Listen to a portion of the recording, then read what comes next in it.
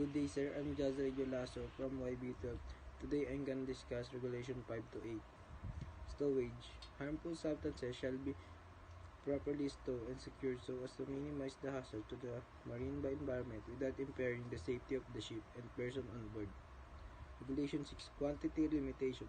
Certain harmful substances may, for sound scientific and technical reasons, be prohibited for carriage for limited as to the quantity which may be carried but aboard any one ship.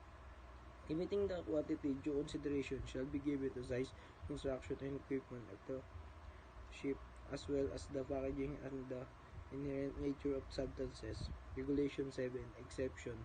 Jettoning of harmful substance carried in package from shall be prohibited except where necessary for the purpose of securing safety of the ship, of saving life at sea. Regulation 8. Port state control and operational requirement.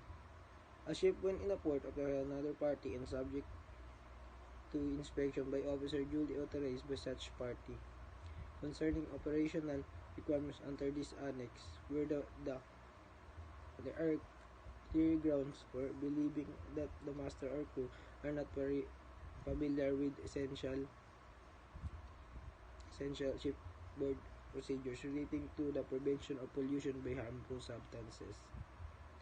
In the circumstances given in paragraph 1 of this regulation, the party shall take such step as will ensure that the ship shall not sail until the situation has been brought to order in accordance with the requirements of this annex.